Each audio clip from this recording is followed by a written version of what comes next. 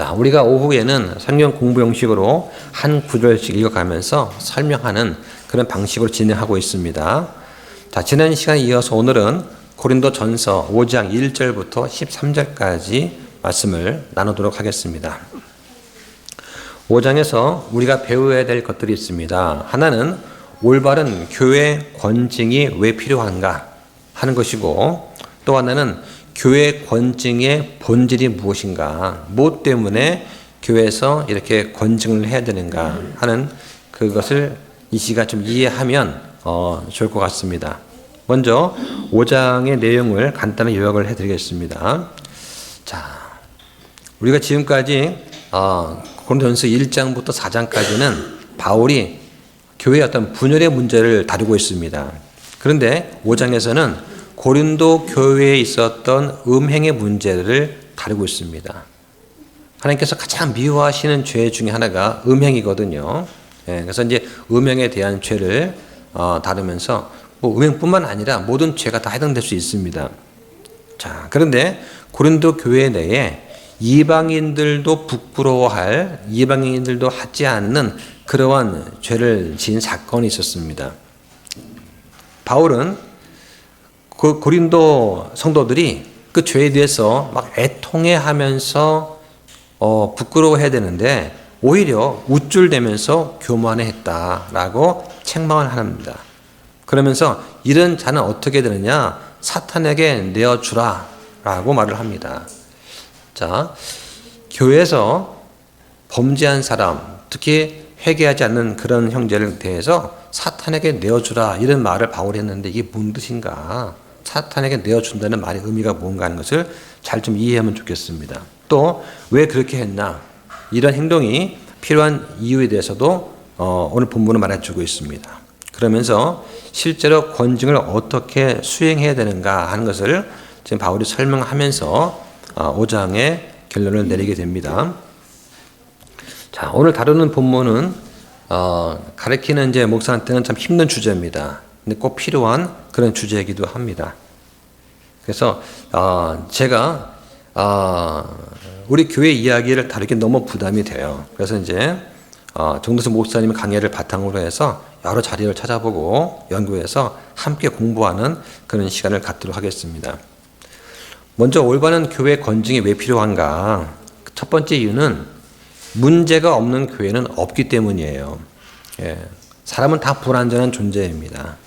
그래서 그냥 서너 명 모여서 이렇게 교제할 때는 문제가 없지만 이게 수십 명이 되고 더 일 늘어나게 되면 반드시 문제가 생깁니다.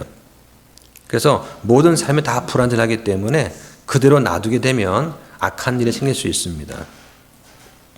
우리가 고린도 교회의 모습을 공부를 하면서 고린도 교회를 그냥 비난하고 끝내는 것이 아니라 우리도 그럴 수 있다라고 하는 가정하에서 예방주사를 만든다는 그런 마음으로 오늘 본문을 공부하면 좋을 것 같습니다. 그러니까 부모가 불완전하다고 해서 아이들을 그대로 방치하면 아이들을 망치는 거 아니냐. 그죠? 그 바닷가에서 어미 개가 자기 옆으로 걸어가면서 아이한테는 똑바로 걸으라고 말하면 그게 되겠냐는 얘기죠. 그래서 누구나 잘못할 수 있다는 거 인정하고 그 전제하에서 우리가 만약에 징계를 하게 되면 어떻게 해야 되는가 하는 그 잘못을 추궁하는 어떤 경찰의 심정이 아니라 애통해하는 형제 자매의 심정으로 징계를 해야 된다는 것을 먼저 기억을 해 주시면 좋겠습니다. 현대 교회에서 이 교회 권징에 관한 설교는 참 힘듭니다. 왜냐하면 성도의 수준이 그 권징을 겸손하게 받아들이고 말씀에 순종해야 되는데 그런 수준에 이르지 못하게 되면 그러면 그 사람한테는 이게 비판과 정죄처럼 들려요. 그래서 어려운 겁니다. 그러다 보면 뭐 세상에 교회가 여기밖에 없나 하고 다른 교회를 가게 되죠. 그러면 이제 교회가 술렁술렁 하면서 약해질까봐 목사를 두려워해서 바르게 권징하지 못하는 그런 일도 많습니다. 또 성경적으로 내가 잘못했으면 용서를 구하고 또 하나님께 자백을 하면 됩니다. 그런 문제가 일단 해결돼요. 근데 이걸 하지 않으면 하나님과 교제 또 성도들과 교제도 될 수가 없습니다. 그래서 그냥 다 잊어버리자, 덮어놓고 용서하자 하는 거, 이것은 자기의 잘못을 깨닫지 못하는 어린 아이한테는 해당할 수 있습니다. 그냥 어린 아이는 그냥 감사 하나 줘야지 뭘 알겠습니까 하는 거죠. 그런데 회개 보고할 능력이 있는 성인이라면 하나님의 공의와 사랑 사이에서 균형을 잘 맞춰줄 수 있어야 됩니다. 이걸 잘못하게 되면 하나의 전례가 되는 거예요. 그래서 처음이 참 중요합니다. 그럼 어떤 마음으로 우리가 징계를 해야 되느냐? 마태복음 18장 15절 17절 말씀에 근거해서 하면 좋습니다. 한번 보시죠. 마태복음 18장. 자, 또한 만일 내 형제가 너에게 범법하거든 가서 너와 그만 따로 있을 때에 그의 허물을 그에게 일러주라. 만일 그가 내 말을 들으면 내가 네 형제를 얻었느니라. 그러나 만일 그가 네 말을 들으려 하지 아니하거든 너와 함께 한두 사람을 더 데리고 가서 두세 증인의 입으로 모든 말을 확증하라. 만일 그가 그들의 말 듣기를 무시하거든 교회에 그것을 말하되 만일 그가 교회의 말 듣기를 무시하거든 너는 그를 이교도나 세리같이 여기라고 합니다. 여기서 말하는 이 교회는 아직 신약 교회가 아니에요. 여기서 말하는 교회는 뭐냐? 유대인의 회중을 말하는 그런 것입니다. 자, 그런데 오늘 본문을 보게 되면 고린도 교회가 자체적으로 그렇게 했어야 됩니다. 그런데 그렇게 하지 못한 거예요. 그래서 바울이 멀리서 지금 편지를 통해서 권면하는 그런 내용이 나오게 되는 것입니다. 자, 1절과 2절은 고린도 교회에 부도덕한 문제가 발생했다 하는 것을 먼저 알려줍니다. 그래서 1절에 보면 음행 사건이 나와요. 자, 1절 보겠습니다. 너희 가운데 음행이 있다는 말이 공공연히 알려졌는데 그런 음행은 이방인들 가운데서도 거론되지 않는 것으로 곧 어떤 사람이 자기 아버지 아내를 취하였다는 것이라. 네, 이제 근친상간이 나옵니다. 자, 근친상간은 사실은 이방인들 사회에서도 용납하지 않는 것이죠. 그러니까 한 남자가 자기 아버지의 아내를 취했다. 아마 친어머니는 아닐 것입니다. 아마 아버지 첩이라든가 그렇게 되겠죠. 그래서 구약에 보면 야곱의 아들 중에서 첫째 르우벤이 이런 일을 행했습니다. 창세기 49장에 보면 르우벤이 장남인데 그래서 장남으로서 마땅히 누려야 될 타고난 권리가 있었어요. 그런데 아버지의 첩 빌하를 범했습니다. 이것 때문에 르우벤이 장자권을 상실하게 된 이야기가 나오죠. 그러니까 하나님은 음행을 매우 미워하십니다. 자, 그런데 성경에 보면은 판단하지 말라는 말이 있고 또 판단하라는 말이 있어요. 그래서 먼저 어떨 때 판단을 해야 되고 어떨 때는 판단하지 말아야 되는가, 이거 먼저 한 말씀 찾아보면서 공부를 하고 넘어가도록 하겠습니다. 먼저 판단하지 말라는 말씀이 있어요. 자, 마태복음 7장 보시죠. 마태복음 7장 1절과 2절. 판단을 받지 않도록 판단하지 말라. 너희가 무슨 판단으로 판단하든 그것대로 판단을 받고 너희가 무슨 척도로 재든 그것대로 너희가 다시 평가를 받으리라. 여기서 판단하지 말라는 얘기는 잘못된 판단을 하지 말라는 것입니다. 잘못된 판단을 하지 말라. 자, 또 보시죠. 고린도전서 4장 5절 보세요. 그러므로 주께서 오실 때까지 때가 되기 전에 아무것도 판단하지 말라. 그분께서 어둠에 감추어진 일들을 빛으로 가져다가 드러내시며 마음의 의도들을 드러내시리니 그때 각 사람이 하나님의 칭찬을 받으리라. 자, 여기 보면은 때가 되기 전에 아무것도 판단하지 말라. 자, 이 말씀은 하나님의 신비를 맡은 총지기들에 대해서 말하는 거예요. 그래서 하나님의 일꾼에 대해서 해로운 비판을 하지 말아라 라고 하는 것입니다. 그들은 하나님께서 심판하시는 거예요. 그래서 각 사람이 하나님께 칭찬을 받으리라. 그러니까 하나님께서 보상의 심판을 주신다. 그러니까 하나님의 신비를 맡은 청지기들, 사역자들에 대해서 함부로 판단하지 말라. 이런 말씀이 되겠죠. 자, 그 다음에 로마서 14장 13절 보겠습니다. 그러므로 우리가 더 이상 서로를 판단하지 말고 도리어 이것 즉 아무도 자기 형제의 길에 걸림돌이나 넘어질 기회를 두지 않을 것을 판단할지니라. 네, 자, 여기서는 판단하지 말라라고 말씀을 합니다. 이때 판단은 서로 정죄를 하는, 잘못을 들추어내고 정죄를 하는 것을 말하겠죠. 예, 그래서 자기 형제의 길에 걸림돌 실족시키는 거, 넘어질 길을 두지 않을 것을 잘 판단해라. 이러면서 함부로 판단하지 말, 잘못된 판단을 해가지고 그것 때문에 그 형제 넘어지거나 마음에 상처를 입거나 할 수 있으니까 조심하라는 그런 말씀입니다. 자, 이번에는 이제 또 판단하라는 말씀이 있죠. 고린도전서 2장 15절 보겠습니다. 더욱이 영에 속한 자는 모든 것을 판단하나 그 자신은 아무에게도 판단을 받지 아니하느니라. 예, 그러니까 지난번에 공부할 때 다뤘던 문제입니다. 그래서 영에 속한 자는 모든 것을 판단한다. 영에 속한 자가 어떤 사람입니까? 항상 말씀을 묵상하면서 그리스도의 생각을 가지고 사는 사람이죠. 그래서 이 영에 속한 사람은 모든 것을 판단할 수 있다. 그리고 아무한테도 판단을 받지 않는다. 왜냐하면 항상 최종적인 권위인 성령에 따라서 판단을 하기 때문에 어떤 사람의 판단에도 자기의 믿음이 흔들리지 않기 때문에 그렇다는 얘기죠. 자, 그런 얘기입니다. 자, 그 다음에 뒤로 넘어가서 5장 12절. 또한 밖에 있는 자들을 판단하는 일이 나와 무슨 상관이 있느냐? 안에 있는 자들은 너희가 판단하지 아니하느냐? 네, 교회 밖에 있는 사람들, 믿지 않는 사람에 대해서는 판단하지 않습니다. 그거는 세상 법정에는 하나님께서 판단하실 문제고, 우리는 교회 안에서 우리 형제 자매 잘못을 하면은 우리 안에서 스스로 잘 판단해야 된다. 교회 안에 있는 일을 세상 법정에 갖고 가서 거기서 판단하면 안 되죠. 교회 내에서 충분히 판단할 수 있어야 됩니다. 자, 그 다음에 6장 2절도 보세요. 성도들이 세상을 판단할 것을 너희가 알지 못하느냐? 세상이 너희에게 판단을 받을 터인데 너희가 가장 작은 문제들을 판단하는 것도 감당하지 못하느냐? 네, 그래서 교회 안에서 발생한 문제에 대해서 교회가 스스로 잘 분별해서 판단할 수 있어야 된다. 그런데 이걸 못하고 서로 그 이전 투구에 휘말려 가지고 세상 법정에 가지고 가면 되겠느냐라고 하는 거죠.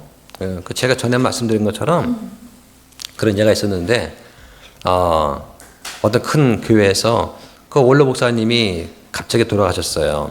예, 그 바람에 부목사님들이 있었는데 다음 그 목사님을 정하지 않고 돌아가신 거죠. 그러니까 이제 장로님 10분이서 서로 이제 들어서 기도를 하신 거예요. 근데 들어가기 전에 이미 그 10명의 장로들은 파가 나눠지셨어요. 5명은 A 부목사, 5명은 B 목사를 좋아하는 그런 이미 파당이 정해져 있던 때였죠.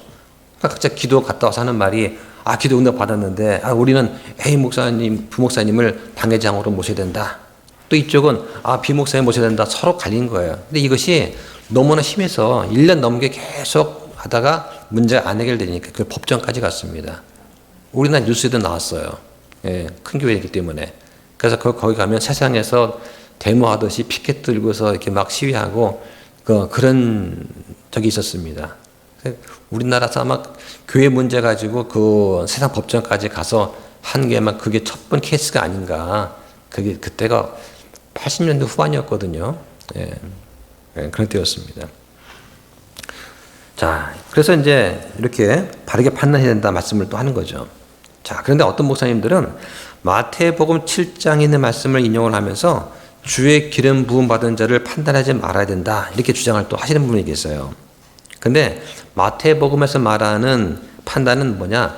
영적인 일을 판단하는 것이 아니라 사람의 판단을 말하는 거예요. 그래서 성경이 뭐라고 합니까? 너는 어째서 네 형제의 눈 속에 있는 티는 보면서 내 눈 속에 있는 들보는 깊이 생각하지 않느냐? 라고 말씀을 하는 거죠. 그래서 우리가 사람의 의견이나 기준에 따라 판단하면 실수할 수 있다는 것을 말하고 있는 것입니다. 왜냐하면 우리는 다 부족하고 연약하고 또 육신을 입고 있기 때문이죠. 자, 그런데 하나님 말씀에 따라서 판단하면 실수를 범할 수 없습니다. 예를 들어서 영적인 것을 판단할 때 영적인 것으로 잘 비교를 해야 되는 거예요. 예를 들면 천국과 지옥에 다녀온 사람들의 이야기를 누가 한다고 하면 우리가 판단해야 되겠죠. 교회에서 어떻게 할 것인가. 그러면 성경에서 뭐라고 합니까? 이런 것들을 말하는 것은 법에 어긋난다라고 성경이 말씀합니다. 그러면 우리가 교회에서 누가 천국 갔다 왔대, 지옥 갔다 왔대 이런 말을 막 하면서 선동하거나 분위를 일으킨다면 그것은 잘못된 것이죠. 그건 잘못됐다고 우리가 판단을 하면 되는 것입니다. 이런 것은 틀릴 수가 없는 거예요. 왜? 말씀에 근거가 있기 때문에. 그래서 또 판단할 때는 지혜롭게 해야 됩니다. 왜냐하면 우리가 나중에 다 심판석 앞에서 판단을 받기 때문에 그렇죠. 그러니까 중요한 뭐냐? 내가 지금 처리할 수 없는 일은 주님께 맡기면 되고 나는 내 일만 신실하게 하면 되는 거예요. 이게 가장 기본 원칙입니다. 자, 그런데 고린도 교회는 이 음행의 문제를 어떻게 처리했느냐? 자, 2절 보겠습니다. 그런데도 너희가 우쭐대며 오히려 슬퍼하지도 아니하고 이런 일 행한 자를 너희 가운데서 쫓아내지 아니하였느니라. 자, 이 고린도 교회들은 그 죄에 대해서 슬퍼하고 애통해하기는커녕 우쭐대었습니다. 우쭐댄다는 말은 뭐냐?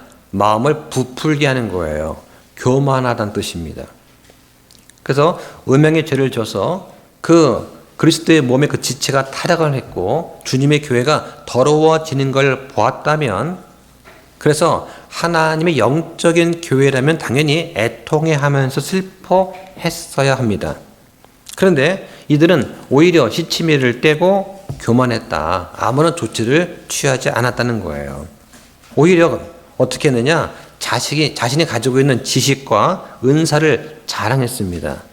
그러면서 그 파렴치한 죄인을 너그럽게 보아주면서 그냥 덮어주고 동시에 교만한 마음을 계속해서 과시했어요. 이게 당시의 상황이었습니다. 이 근친상간은 불신자들도 하지 않는 그런 행위입니다. 이런 죄에 대해서 마땅히 죽은 자를 위해서 슬퍼하듯 슬퍼했어야 됩니다. 이게 무슨 말이냐? 죽은 자들은 더 이상 회개할 기회가 없잖아요. 그러니까 두 번의 기회가 없기 때문에 안타까워하면서 불쌍해서 슬퍼해야 된다는 그런 말입니다. 그래서 성도들은 마땅히 울어야 될 때가 있고 또 타락한 이들을 도와줘야 할 때가 있어요. 한번 찾아보겠습니다. 갈라디아서 6장 1절과 2절 보시죠. 만일 어떤 사람이 잘못에 빠지거든 영적인 너희는 온유의 영으로 그러한 자를 바로 세워주고 너 자신을 주의 깊게 살펴보아 너도 시험에 들지 않게 하라. 너희는 서로 남의 짐들을 지라. 그리하여 그리스도의 법을 성취하라. 예, 서로 남의 짐들을 지라. 그러니까 다른 사람의 무거운 짐을 내 짐인 것처럼 알고 여기고 내가 덜어주라는 그런 얘기죠. 자, 그런데 문제는 뭐냐? 이 음행의 행위가 분명히 죄인 걸 알았습니다. 성경에서 나와 있으니까. 그런데 그 자를 쫓아내지 않았다는 거예요. 성경 뭐라고 합니까? 그런 사람은 사귀지 말고 교제 중단을 통해서 잘못을 스스로 깨우치게 해야 된다. 깨닫게 해야 된다. 라고 말을 합니다. 그 잘못을 회개하고 돌이키지도 않는데 덮어놓고 감싸주고 친하게 대하는 것은 말씀에 어긋난다는 거예요.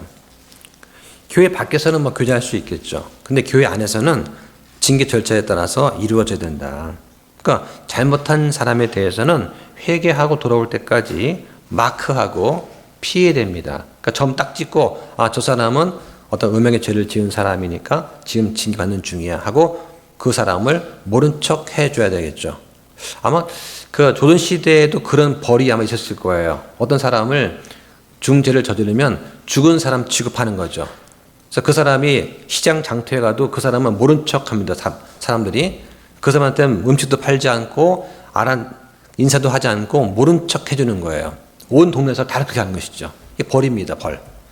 그래서 그 사람이 정말 죄를 뉘우칠 때까지 뭐 몇 개월이고 얼마든 간에 그 사람을 없는 사람 취급하는 거죠. 그게 무슨 죄라고 하던데 그게 있었던 것 같아요. 그러니까 개인적인 교제는 할 수 있겠지만 교회 밖에서 하고 교회 내에서는 마크하고 피하라. 이게 이제 성숙한 교회입니다. 자, 이제 어느 교회에 있었던 사례를 제가 말씀을 드리겠습니다. 그 교회에 어떤 자매가 그 교회 목사에 대해서 쓴뿌리를 갖고 있었어요. 그래서 새로 오는 교인들한테 목사에 대한 험담을 했습니다. 그러니까 교회에 처음 온 사람들은 이 교회에 대한 어떤 기대를 가지고 올 거 아니에요. 그런데 교회 세상을 잘 모르는 그런 사람들한테 우리 교회 목사님은 이러한 일을 했는데, 이렇게 저렇게 하면서 험담을 하는 거예요. 근데 이게 한두 번이 아니니까 소문이 나서 목사님이 알게 됩니다. 그래서 이제 그렇게 하지 말라라고 경고를 했어요. 근데 반복해서 하는 거예요. 결국 징계위원회가 열렸습니다. 근데 잘못은 그 자매가 한 거예요. 근데 남편이 집사였습니다. 그러니까 아내를 잘 다스리지 못한 책임이 있어서 두 부부를 출회시킵니다. 3개월간 교회 출입 금지를 시켜요. 이게 징계입니다. 이게 이제 징계위원회에서 열려서 그렇게 하기로 결정된 거죠. 그러니까 3개월 뒤에 회개하고 반성한 다음에 다시 돌아오라는 거예요. 그러니까 3개월 뒤에 돌아왔습니다. 그런데 교회에서는 그 후로 1년 동안 그 형제를 어떠한 직책도 맡기지 않고 그냥 예배만 하게 했습니다. 남편 집사가 아내가 한 잘못에 대해서 알고 있었지 않았을까라는 추측이 됩니다. 그러면 이제 잘 다스려서 하지 않게 해야 되는데 그 후로도 몇 개월 동안 계속 반복해서 그런 문제가 나가고 새신자한테 또 교회를 잘 모르는 사람한테 그러한 험담을 계속했다. 이렇게 된 것이죠. 근데 그랬더니 문제가 생겼어요. 그 집사는 신실한 형제였습니다. 그러니까 사람들이 그 형제를 좋게 봤거든요. 그런데 왜 그 집사 부부를 내쫓았느냐, 이거에 대해서 이제 교회에서 소문이 난 거예요. 사람들이 수군댔습니다. 왜 목사가 저 형제를 저렇게 심하게 다루냐 하는 그런 여론이 일어난 거죠. 목사님 그렇게 안 봤는데 사람이 좀 심하네. 이거 목사의 권력 남용 아닌가? 이러한 말이 나도는 거예요. 그러니까 교회가 점점 분열하게 됐습니다. 그러니까 어쩔 수 없이 광고 시간에 뭐가 문제였는지 잘못을 공개적으로 밝히게 됩니다. 이러해서 이렇게 됐다라고 알리는 것이죠. 그제서 성도들이 저 형제 부부가 잘못했구나 하는 것을 알고 그리고 이제 그 징계에 동참하게 됐어요. 원래 징계 내용은 징계위원회가 당사자 외에는 모르게 하는 게 원칙입니다. 그러니까 징계위원들하고 대부분 집사들이에요. 그리고 당사자가 모여서 이제 징계위원회를 열어서 징계 절차를 통보하게 되죠. 그러면 여기서 벌어진 이야기는 외부 성도가 다른 사람이 모르게 하는 것이 또 얘기도 하고 또 덕이 안 되니까 했어요. 근데 문제는 사람이 살고 있는 곳에는 항상 소문나게 마련이죠. 그러니까 이 사람과 친한 사람이 왜 그래? 어떻게 됐어? 묻다 보니까 이러이러 됐어. 소문이 또 쫙 퍼지는 거죠. 금방 퍼집니다. 안 좋은 소문은 금방 퍼져요.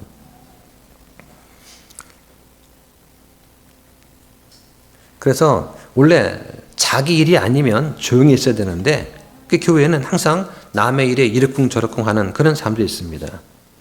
그 얘기가 데살로니가 교회도 있었어요. 그래서 거기 4장 11절에 보면 너희는 조용히 지내며 너희 일을 하고 라는 말이 있어요. 이게 그 얘기입니다. 그래서 교회 일에 그 오지랖이 넓어가지고 여기저기 간섭하는 거예요. 자기 일만 성실하게 하면 되는데 남의 일까지 간섭을 하면서 다니는 그런 사람이 있다는 얘기죠. 그러니까 교회 징계할 때 전 성도가 함께 참여를 해야 효과가 있잖아요. 그래서 공의와 사랑을 잘 구분할 수 있어야 됩니다. 그러니까 누구는 징계를 하는데 누구는 막 감싸주고 그러면 교회가 이게 질서가 안 잡히는 거예요. 자, 왜 이런 일이 일어나는가? 교회는 성도들의 모임이지만 완전하지 않습니다. 그러니까 육신을 입고 있기 때문에 육신적인 생각과 정욕들이 항상 남아 있어요.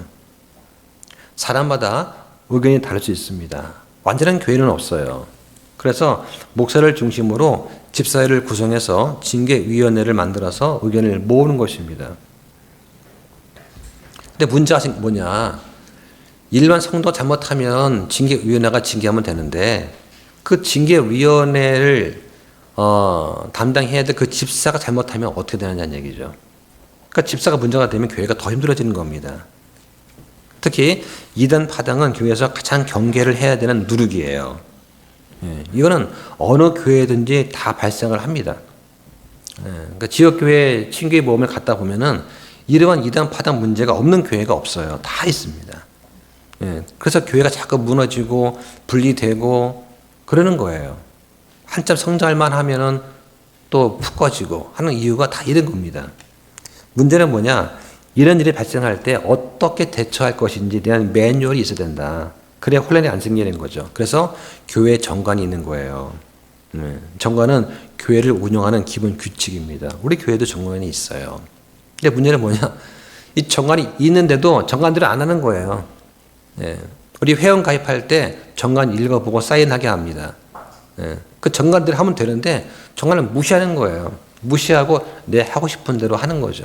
그래서 교회가 힘들어진다. 자, 이런 문제를 처리하기 지침이 3절부터 나옵니다. 자, 교회 권징을 집행할 때 과연 이 권징이 필요한가? 그래서 다른 성도들의 어떤 동기 또 사역자에 대해서 판단할 필요가 성경에는 없다라고 말을 해요. 그러니까 주님께서 판단하신 문제입니다. 자, 그런데 서로의 행동에 대해서 우리가 판단할 때는 바르게 정직하게 판단을 해야 됩니다. 이게 징계하는 일 기쁘지가 않은 거예요. 근데 성경에 있으니까 우리는 필요할 때는 해야 됩니다. 특히 교회에 새로 온 그런 초신자들 또는 불신자들한테 악영향을 미치는 거예요. 그러니까 외부로 드러난 죄가 있으면 그걸 아무도 모르게 처리하면 되는 거예요. 근데 이미 아는 사람이 존재한다면 그냥 유야무야 넘어갈 수가 없는 거예요. 반드시 그거는 문제가 됩니다. 그래서 하나님의 공의와 사랑에 대해서 공의가 사랑보다 더 많게 되면 그 교회가 차가운 교회가 돼요. 또 공의보다 사랑이 많아지면 무질서한 교회가 됩니다. 균형이 중요한 거예요. 그래서 얼마나 균형 잡혀야 되느냐? 공의가 51%, 사랑이 49%, 적어도 1%는 더 있어야 한다는 얘기, 조금이라도. 공의 쪽으로 기울어야 된다. 그러지 않으면 안 된다는 거예요. 저는 처음에 이러한 설교를 들을 때는 잘 와닿지 않았어요. 근데, 막상 이제 지나고 보니까, 이게 맞다라고 이제 생각이 돼요. 그래서 우리 교회는 제4조 회원의 항목에서 제6항 징계 항목이 있습니다. 거기도 이렇게 똑같이 되어 있어요. 자, 일단 성경은 뭐라고 하냐? 바르게 판단하라라고 합니다. 3절 보세요. 내가 진실로 몸으로는 떠나 있지만 영으로는 함께 있어 마치 거기 있는 것 같이 이런 일을 그렇게 행한 자에 관하여 이미 판단하되. 자, 판단이란 게 뭐냐? 판단은 분리시키는 거예요. 선택하는 겁니다. 결정하는 거예요. 그러니까 옳고 그른 것을 잘 분리해서 옳은 것을 선택하고 결정하는 것. 이게 판단입니다. 어떻게 바르게 판단할 것이냐? 그 기준이 뭐냐? 기준은 하나님 말씀이에요. 하나님 보시기에 바른 성도가 되려면 반드시 바르게 판단을 할 수 있어야 됩니다. 그러니까 하나님께서 정죄하시는 것을 우리가 정죄하고 하나님께서 미워하시는 것을 우리가 미워하면 우리는 항상 바르게 판단하는 것입니다. 이런 경우는 틀릴 수가 없어요. 교회 안에 부정한 일이 생기면 이를 판단하는 건 당연한 것입니다. 이건 그리스도인의 의무예요. 그런데 판단할 때 바르게 판단하고 의롭게 판단해야 됩니다. 그래서 어떤 교회에서는, 개신교회에서는 주님의 기름 부음 받은 종에서 대해서 막 운운하면서 기름 부음 받은 종을 대해서 막 운운하고 판단하는 것은 그렇지 않다 라고 말을 하는 거예요. 그런데 이것은 그렇지 않습니다. 신약 시대에 맞지 않는 교리예요. 신약 시대에는 믿는 사람 한 사람이 다 주님의 기름 부음 받은 종입니다. 자, 그게 요한 1서 2장 20절 나옵니다. 한번 보시죠. 그러나 너희는 거룩한 신분에게서 기름 부음을 받았고 모든 것을 아느니라. 27절. 그러나 너희가 그분에게서 받은 기름 부음이 너희 안에 거함으로 어떤 사람이 너희를 가르칠 필요가 없으며 바로 그 기름 부음이 너희에게 모든 것을 가르치느니라. 또 그것이 진리요 그것이 거짓이 아니니 그것이 너희를 가르친 대로 너희는 그분 안에 거할지니라. 여기서 말하는 기름 부음은 성령님을 말하는 거예요. 우리가 예수님 믿고 구원받을 때 성령님께서 우리 안에 들어오십니다. 성령님께서 모든 걸 필요한 걸 다 가르쳐 주시는 거예요. 그 성령님께서 우리를 도우셔서 성경 말씀을 읽고 묵상할 때 깨닫게 하시고 우리가 알게 하는 거예요. 이걸 충분하다는 것입니다. 예. 그러니까 성경 말씀을 가지고 상식적으로 판단하면 되는 거예요. 자, 그래서 어떤 분이 이렇게 질문합니다. 마태복음에서 판단하지 말라 이 말씀은 예수님 말씀이고 고린도전서에서 판단하라 이 말은 바울의 말이니까 예수님 말씀과 바울의 말이 충돌하니까 야 이럴 때는 예수님 말씀이 더 우선되는 거 아니냐. 그런데 성경은 뭐라고 합니까? 모든 성경 기록은 하나님이 영감을 주었다. 말씀을 바르게 나누어서 연구하라고 하세요.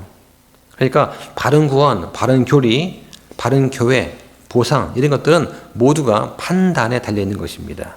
그래서 판단을 편견 없이 잘하는 거 이게 성숙한 교회고 성숙한 성도다 하는 것을 기억하면 좋겠습니다. 자, 그럼 바울은 어떻게 판단했나? 사탄한테 넘겨주어서 육체를 멸하도록 판단했다. 자, 좀 무서운 말씀이 나옵니다. 자, 4절과 5절 보세요. 너희가 우리 주 예수 그리스도의 권능과 함께 같이 모일 때에 내 영도 함께하며 우리 주 예수 그리스도의 이름으로 그런 자를 사탄에게 넘겨주어 육체를 멸하도록 판단하였으니 이것은 영이 주 예수님의 날에 구원을 받게 하려 함이라. 네, 자, 음행은 분명히 심각한 죄입니다. 나쁜 것입니다. 그래서 구약에서는 이스라엘 백성이 우상 숭배하는 것을 보고 음행했다라고 표현합니다. 하나님과 이스라엘 백성은 구약에서 남편과 아내로 보통 비유가 되죠. 그런데 이스라엘 백성, 즉 그 아내인 이스라엘 백성이 남편인 하나님을 버리고 우상 숭배했습니다. 이건 음행과 같다는 거예요. 그 결과 이스라엘 백성은 북이스라엘은 아시리한테, 남유다는 바빌론한테 멸망하게 됩니다. 교회의 어느 지체가 심각한 죄를 짓게 되면 이것이 교회에 어떤 영향을 미치는가 하는 것을 항상 사역자는 고려를 해야 돼요. 왜냐하면 성도라도 심각한 죄가 있을 수 있기 때문입니다. 자, 한번 찾아보실까요? 에베소서 5장 3절과 5절 보시죠. 더욱이 음행과 모든 부정한 것이나 탐욕은 너희 가운데서 한 번이라도 언급하지 말라. 그것이 성도에게 합당하니라.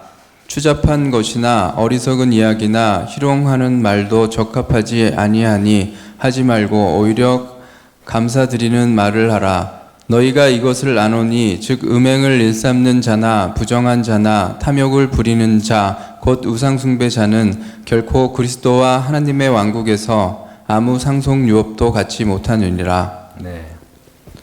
자, 그렇기 때문에 성도라도 죄를 얼마든지 지을 수 있습니다.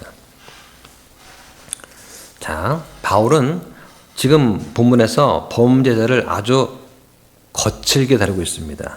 그러면서 그리스도의 이름으로 합니다. 이름이라는 말은 권위를 말하는 거예요. 자, 그래서 교회 회원권이라고 하는 게 대단히 중요하다. 예, 교회 회원들은 어떤 징계 절차든 아니면 선출이든 투표할 수 있는 권리가 있어요. 근데 교회 회원이면서 교회 전체 의견과 반대되는 행위를 계속하면 그럼 교회에 어려움이 생기는 거예요. 여기서 사탄한테 넘겨준다는 이 말의 뜻이 뭐냐? 사탄한테 내어주는 것은 그 사람이 구원의 상실을 뜻하는 것이 아닙니다. 그걸 기억하셔야 돼요. 사탄한테 넘겨준다는 그 말은 교회에서 제명하거나 출래시키는 거예요. 바울이나 교회가 하나님을 대신해서 어떤 사람의 구원을 주고 빼앗을 수 없습니다. 근데 천주교는 그렇게 하죠. 바울은 교회가 책임 있는 거룩한 공동체로서 그런 사람들을 출회 또는 출교시킬 것을 권고를 하는 거예요. 13절에 그 사악한 자를 너희 가운데 내쫓으라 라고 말을 합니다. 무슨 얘기냐면 교회와 세상을 비교해 봤을 때 교회는 그리스도가 다스리는 그런 곳입니다. 그리스도의 몸이죠. 세상은 사탄이 어느 정도 통치권을 행사하는 곳입니다. 그러니까 출회시키는 건 뭐냐? 일시적으로 그들의 잘못된 죄악에 대해서 심판하는 것입니다. 그리고 남아있는 대부분의 성도들을 보호하는 거예요. 그 음행한 사람을 교회 내에 계속 보듬고 있으면 그러면 묵인하는 거잖아요. 죄인데 죄가 아니라고 묵인해 주는 거잖아요. 그러면 공동체 전체가 함께 범죄를 하게 되는 것이다. 그래서 고린도 교회 성도를 회방하지 못하도록 교회로부터 그 죄를 범한 사람을 분리시키는 것은 당연한 거다라고 하는 거죠. 그러니까 당시에 이 출교라고 하는 것은 사탄한테 내어주는 어떤 멸망의 극단적인 조치이기도 하다라고 할 수 있습니다. 그러니까 성도한테는 제일 큰 징계가 출교시키는 거예요. 그러니까 이 말씀은 음행이라고 하는 것이 얼마나 심각한 죄였는가 하는 것을 잘 보여주는 것입니다. 그럼 이런 교회 권증이 필요한 이유가 뭐냐? 거기 5절에 보니까 주 예수님의 날에 구원을 받게 하려고 한다. 그래서 사탄한테 넘겨주어서 육체를 멸한다는 그 말의 뜻은 또 뭐냐? 사탄에게 내어주게 되면 어떤 결과가 있느냐? 그 사람이 어떤 사고를 당하고 몸에 병이 나서 죽게 될 수도 있는 거 말하는 거예요. 그러니까 자연스럽게 자연사하는 것이 아니라 어떤 하나님의 앞에 죄를 졌기 때문에 그걸로 인한 그 사람이 어떤 갑작스러운 사고를 당하든가 몸에 병이 나는 것을 말하는 것입니다. 그리고 영이 주 예수님 날에 구원받게 된다. 이것은 어차피 그 사람은 죄를 졌어도 예수님 믿으면 구원받을 것 아닙니까? 그러니까 주님께서 재림하시는 날에 구원 얻은 사람으로 나타나게 된다라는 그런 말씀이에요. 그래서 사도행전 5장에 보면은 그 예가 뭐냐? 아나니아와 삽비라 이게 나옵니다. 아나니아와 삽비라는 부부죠. 구원받았습니다. 그런데 성령을 속이고 재산의 판 일부를 감춘 거예요. 처음에는 주님께서 금방 오실 줄 알고 저마다 그냥 자기 재산을 다 팔아서 교회에 내놓고 같이 공용해 썼습니다. 근데 주님 빨리 안 오시니까 야, 이거 늦게 오시는 거 아닌가? 그러면 우리도 먹고 살 게 있어야 될 거 아니야. 그런 판단에 의해서 아마 일부를 감추었겠죠. 이걸 성령님이 아시고 베드로한테 알려준 거죠. 그리고 이제 그 결과 아나니아 삽비라가 그 자리에서 죽게 되는 일이 벌어집니다. 왜 그러냐? 하나님께서 그 사람들이 살아남아 있으면 계속 죄를 지으니까 더 이상 죄를 짓지 않도록, 그리고 하나님을 경홀히 여긴 거에 대해서 다른 사람한테 경고를 주기 위해서 죽게 하셨다 하는 거예요. 그렇다고 해서 그 사람들이 구원을 잃어버리냐? 그렇지는 않습니다. 그들은 주님께서 재림하시는 그 날에 구원 얻은 자로 나타나게 된다는 그런 말씀이에요. 그래서 교회를 살리기 위해서 권증이 필요한 겁니다. 그 내용이 6절에서 8절 나옵니다. 6절에 보시면 적은 누룩이 온 덩어리를 뜨게 한다 나오죠. 자, 읽어보실까요? 너희가 자랑하는 것이 좋지 아니하도다. 적은 누룩이 온 덩어리를 뜨게 함을 너희가 알지 못하느냐. 네, 너희가 자랑하는 것이 좋지 않다. 우쭐대는 것, 교만한 것, 죄를 졌으면서도 통회하고 애통해하기는커녕 자랑하는 것 좋지 않다. 그 적은 누룩이 가만 놔두면 온 덩어리를 뜨게 한다는 거예요. 그래서 우리는 누룩이 없는 자들입니다. 성도들은요. 누룩이 뭐냐? 누룩은 죄를 상징하는 거죠. 그러니까 누룩은 반죽을 부풀리기 위한 어떤 이스트, 효모 같은 겁니다. 유대인들은 그 조상들이 출애굽할 때 행한 것을 기념하기 위해서 무교절의 7일 동안 모든 곳에서 누룩을 제거했습니다. 그러니까 성경은 7절에 묵은 누룩을 또 제거하라고 말씀하세요. 이 묵은 누룩이 뭐냐? 옛날에 죄악된 행습이다. 그러니까 출애굽할 때 너무 급한 나머지 반죽을 발효시키지 못하잖아요. 급하게 나와야 됩니다. 그러면 누룩 없는 빵을 구웠어요. 이 누룩 없는 빵, 우리 다음 주에도 우리 주님한테 하지만 이게 맛이 있습니까? 맛이 없잖아요. 딱딱하고 잘 씹히지도 않습니다. 이걸 먹으라는 거예요. 누룩이 없는 것을. 그래서 이 기간 동안 누룩을 철저히 제거하라. 그 하나님께서는 성전에서 누룩이나 꿀을 발치지 못하게 하셨습니다. 누룩은 대부분의 무언가를 부패시키는 악의 상징으로 사용이 됐어요. 성경에서. 그래서 주님께서는 이 유월절을 기념하기 위해서 주님께서 주의 만찬으로 유월절을 바꿔주신 거죠. 우리는 누룩이 없는 빵으로 주의 만찬을 하는 것입니다. 그런데 누룩이 들어있는 카스테라라든가 식빵으로 주의 만찬 하는 것은 주의 만찬을 이해하지 못한 거다. 그 3절에 보면은 우리는 유월절 어떻게 지켜야 되는가 이 얘기 나옵니다. 자, 7절과 8절 보시죠. 그러므로 묵은 누룩을 제거하라. 그러면 너희가 누룩 없는 자들이듯이 너희가 새 덩어리가 되리라. 우리의 유월절 어린 양 곧 그리스도께서 우리를 위해 희생물이 되셨느니라. 그러므로 우리가 그 명제를 지키되 묵은 누룩으로도 말고 악의와 사악함의 누룩으로도 말며 순전함과 진실함의 누룩 없는 빵으로 하자. 네, 그리스도인들은 누룩이 없는 사람들입니다. 성경은 분명히 우리가 앞으로 누룩이 없어야 하는 자들이 아니라 지금 현재 누룩이 없는 자들이다 라고 말씀을 합니다.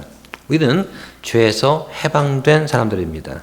우리는 옛사람을 다 벗어버리고 새 사람을 소유한 사람들이에요. 우리는 그리스도 안에서 새로운 창조물이 된 사람들입니다. 자, 그런데 우리한테 묵은 누룩을 제거하라고 하시는 거예요. 이 누룩은 작은데 아주 큰 힘이 있습니다. 적은 양으로 온 덩어리를 뜨게 하는 거예요. 교회는 그래서 묵은 누룩을 제거해야 된다. 음란 패설, 거짓 소문, 꾸며낸 이야기, 남을 비방하는 것 다 묵은 누룩입니다. 자, 그런데 우리 지금 성경에는 번역이 안 되어 있지만 원래 영어 성경에는 7절의 맨 앞에 접속사 for가 있어요. 그러니까 왜냐하면 이 말이 원래 들어 있습니다. 왜 우리가 묵은 누룩을 제거해야 되느냐? 왜냐하면 그리스도께서 우리를 위해서 희생물이 되셨기 때문이다 라고 말을 하는 거예요. 네, 이게 왜냐하면 넣어줘야 되는 부분입니다. 다시 말해서 그리스도께서 희생물이 되셔서 우리의 죄를 다 제거하셨기 때문이다 라고 하는 것입니다. 유월절 양의 피를 문틀에 바름으로써 하나님의 심판을 피할 수 있었던 것처럼 우리는 주 예수 그리스도 피를 믿기 때문에 하나님의 심판을 우리는 피할 수가 있는 것입니다. 그러니까 묵은 누룩은 옛 죄악을 말하는 거예요. 교회는 예수님의 피로 죄사함 받은 성도들의 모임입니다. 따라서 우리는 옛날에 죄악된 행습을 다 버려야 되는 것입니다. 그래서 악의와 사악함의 누룩이 아니라 순전함과 진실함의 누룩 없는 빵으로 명제를 지키자라고 하는 것이죠. 예수님께서 부활하신 후에 모습을 보여주신 날이 주일입니다. 주일 아침은 예수님께서 부활하신 날이 아니라 부활하신 후에 몸을 보이신 날이 주일 아침이에요. 이 날은 명절과 같은 것입니다. 신약교회는 공적 집회를 가질 때 누룩 없는 빵으로 해야 됩니다. 순전함과 진실함으로 주의 집회를 모여야 되죠. 교회는 거룩해야 됩니다. 구성원들도 거룩해야 되고 예배도 거룩해야 돼요. 그러니까 거룩한 예배를 드리기 위해서 우리가 어떻게 합니까? 각자 개개인들은 주님 앞에 나오기 전에 먼저 회개하고 자백을 하고 감사함으로 찬양을 통해서 주의 문에 들어가는 것입니다. 그 성도들 각자 서로 관계 어떻습니까? 성도들 간에 무슨 어려움이나 문제가 있거나 그랬으면 서로 잘못을 고백하고 용서를 구하고 또 용서해 주면서 모이는 거예요. 이게 정상입니다. 이것이 안 된 채 그냥 무조건 좋은 게 좋은 거 아닌가. 이거는 옳지 않다는 거예요.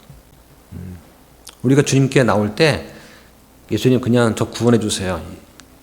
그렇게 하십니까? 아니죠. 내가 왜 죄인인가? 내가 왜 죄 때문에 죽을 수밖에 없는가? 철저하게 내가 그걸 처절하게 이해하고 깨닫고 이거에 대해서 회개했기 때문에 내가 주님께 나온 거 아니에요. 이 과정 없이 주님은 여러분 사랑하십니다. 네, 저 구원 받겠습니다. 그리고 영접 기도와 구원 받는 거 잘못된 거다. 그렇게 했기 때문에 교회에 불신자가 많은 거예요. 구원받지 못한 사람 많은 이유는 그런 것입니다. 철저하게 죄에 대해서 고백을 하고 죄에 대한 문제가 해결돼야 그 다음에 구원의 문제가 가능한 것인데 죄는 언급하지 않고 그냥 무조건 교회에서 사랑합니다. 강조하니까 교회에 그렇게 불신자가 많다. 다시 태어나야 되는 것입니다. 자, 교회 권징이 왜 필요하냐? 자, 9절부터 13절에 보면은 권징은 누구한테 하는 것이고 그 내용이 나옵니다. 자, 9절과 10절 보시죠. 내가 음행하는 자들과 사귀지 말라고 서신에서 너희에게 썼으나 이 말은 이 세상에 음행하는 자들이나 탐욕을 부리는 자들이나 강탈하는 자들이나 우상 숭배자들과 전혀 함께하지 말라는 것이 아니니 만일 그리하려면 너희가 반드시 세상 밖으로 나가야 하리라. 자, 여기서 악한 자들과 교제하지 말라. 그 말을 오해하면 안 됩니다. 악한 자들과 교제하지 않으려면 우리는 세상과 영원히 격리되어야 됩니다. 저 산속에 들어가 살아야 돼요. 그런 말이 아닙니다. 이 세상은 죄인들이 사는 세상입니다. 죄인들과 도무지 교제하지 않아야 된다면 우리는 세상 밖으로 나가야 돼요. 이 말씀은 그런 뜻이 아닙니다. 오히려 성도는 이 세상에서 빛과 소금의 역할을 해야 되는 것이죠. 이 세상은 우리의 전도 구역입니다. 우리 선교의 대상이에요. 우리의 사랑의 대상입니다. 그 전도와 구원의 대상이 바로 이 땅에 살고 있는 세상의 많은 죄인들이에요. 그럼 권징은 누구한테 해야 되느냐? 그리스도 안에 거하는 형제들한테 징계를 하는 거예요. 그런데 징계를 하면서 방법이 뭐냐? 교제하지 말라는 거예요. 자, 11절 보겠습니다. 그러나 이제 내가 너희에게 그렇게 쓴 것은 만일 형제라 불리는 어떤 사람이 음행하는 자이거나 탐욕을 부리는 자이거나 우상 숭배자이거나 욕설하는 자이거나 술주정뱅이거나 강탈하는 자이거든 그와 사귀지 말게 하며 그런 자와는 결코 함께 먹지도 말게 하려 함이니라. 자, 여기 보면 이제 포인트가 뭐냐? 사귀지 말게 하라. 함께 먹지도 말게 하라는 거. 즉, 교제하지 말라는 거예요. 이것은 세상 사람에 대한 얘기가 아니라 교회 안에 있는 자들한테 하는 말입니다. 형제라 일컫는 사람, 즉 예수 그리스도를 믿는 자들에 대해서 우리가 하는 거예요. 우리는 아무나 형제라고 부르지 않습니다. 형제라는 호칭은 세상과 교회를 구분 짓는 선과 같은 거예요. 예수 그리스도를 믿는 자들만 형제라고 부를 수 있는 겁니다. 그러니까 권징과 또 교제 단절에 대한 교리는 교회 안에 있는 형제들에 대한 그런 문제인 것입니다. 그래서 그러한 어떤 음행이라든가 탐욕이나 우상 숭배나 욕설, 술 취함, 강탈한 죄를 범한다면 그런 자와 교제하지 말라라고 하는 거예요. 이건 명백한 죄이고 교회에서 용납하면 안 됩니다. 그러니까 교회는 죄에서 구원받은 자들의 모임이죠. 그런데 교회 안에 그런 악한 자들이 있다면 그런 사람들과 사귀지도 말고 함께 먹지도 말라라고 하는 거예요. 이게 어떤 권징의 방법이었던 거예요. 그러니까 교회 내에 어떤 이단자들, 배도한 자, 회개하지 않는 죄인들 이런 사람이 있으면은 교회 교제에서 제외시켜라, 마크하고 피해라는 거예요. 교회 밖에 있는 사람들은 하나님의 판단하십니다. 교회 안에 있는 사람들은 우리가 판단을 해야 되는 거예요. 자, 그래서 교회의 권징의 본질이 뭐냐? 사악한 자를 내쫓으라는 것입니다. 자, 12절과 13절 보겠습니다. 밖에 있는 자들을 판단하는 일이 나와 무슨 상관이 있느냐? 안에 있는 자들은 너희가 판단하지 아니하느냐?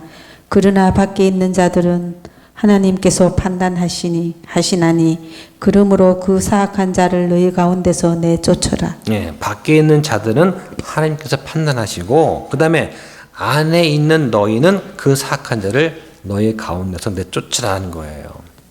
예. 그러니까 권징의 문제는 교회 안에 있는 사람들에 관한 문제다. 그러니까 잘 판단하려면 어떻게 됩니까? 먼저 성경을 잘 알아야 되는 거예요. 그래야 성경 말씀대로 우리가 판단할 거 아닙니까?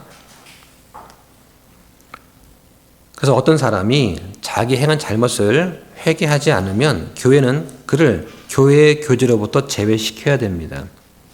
하나님의 교회는 거룩하기 때문이고 또 이 죄의 심각성, 죄의 전염성을 안다면 교회는 이 교리대로 충실하게 권징을 시행해야 됩니다. 그러지 않고 놔두면 결국에는 그것이 문제가 돼서 도려내지 않으면은 결국에는 겉으로 살짝 덮어버리면 당장은 말짱한 것 같지만 또 문제가 돼요. 참 교회는 어떤 교회냐? 권징을 충실히 시행하는 교회다. 권징이 없는 교회는 참 교회의 표를 잃어버리고 있는 교회다. 이건 제 말이 아니고 제가 이제 조목사님 거를 인용한 겁니다. 제가 이런 말을 할 수가 없어요. 자, 그래서 좋은 교회는 일단은 목사가 바르게 가르치고 교인들이 바르게 믿음의 고백을 하고 말씀대로 실천을 하고 또 권징이 충실히 시행돼야 된다. 자, 정리하면은 교회 권징에 대해서 교회는 밖에 있는 사람들을 판단하지 않는다. 그들은 미래에 하나님이 하신다. 성도는 세상과 고립되는 것이 아니라 분리되어야 된다. 이게 거룩이다라는 것이죠. 우리가 불신자를 만나는 건 피할 수가 없지만 그들의 죄는 피해야 된다. 그렇기 때문에 믿지 않는 자는 믿는 자하고 둘이 함께 멍에를 매지 않는 것입니다. 교회 징계는 어렵고 힘들지만 이걸 통해서 죄 지은 성도들을 회개에 이르게 할 수 있다라고 하는 것이 요점이 될 것 같아요. 자, 이번 시간 배운 내용을 간단하게 퀴즈를 통해서 또 우리 확인을 해봐야 되겠죠. 자, 5장에서 주요 내용이 나옵니다. 5장은 고린도 교회의 음행의 문제를 다루고 있습니다. 이 문제를 어떻게 처리할 것이냐. 음행이 가장 큰 죄지만 음행 말고도 교회는 많은 죄가 있어요. 대표로 음행을 지금 든 것이죠. 자, 그 다음 보실까요? 자, 고린도 교회에 있었던 음행의 본질은 무엇이었습니까? 한 남자가 아버지의 아내를 취한 것입니다. 다음 답변 예. 자, 그 다음 문제요. 자, 이에 대해서 교회의 태도는 어떠했습니까? 막 슬퍼하거나 애통하는커녕 오히려 우쭐대었습니다. 우쭐대다는 말은 교만하다는 뜻이죠. 덮어주는 거 말합니다. 이게 뭐 큰 죄냐? 그럴 수도 있지. 이런 게 된 것이죠. 자, 그 다음 문제요. 자, 교회는 왜 이런 자를 사탄에게 넘겨주나요? 사탄에게 넘겨준다는 말은 출회시키는 거예요. 그러니까 유대인의 사회 속에서 유대인의 모임에서 출회당한다는 것은 그거는 거의 죽음과도 같은 생선고가 되거든요. 자, 육체의 뭘 위해서요? 육체의 멸망을 위해서. 또 영이 주의 날에 구원을 얻게 하려고 한 것입니다. 교회는 왜 권징을 부지런히 해야 되느냐? 적은 누룩이 온 덩어리를 부풀게 하기 때문이다. 자, 그 다음에요. 그리스도인의 유월절 어린 양은 누구입니까? 그리스도. 그렇죠? 예, 그리스도입니다. 자, 그 다음 우리는 유월절을 어떻게 지켜야 됩니까? 순전함과 진실함이라고 하는 누룩 없는 빵으로. 누룩이 없다는 말이 순전함, 진실함을 말하는 거예요. 이걸 가지고 우리가 교회 생활을 해야 됩니다. 자, 그 다음. 자, 교회 권징은 누구한테 베풀어야 됩니까? 어떤 사람이죠? 회개하지 않는 교회 사람들한테. 그리고 세상 사람들은 아닙니다. 예. 자, 그러면 다음 문제요. 세상 사람들을 심판할 책임은 누구한테 있습니까?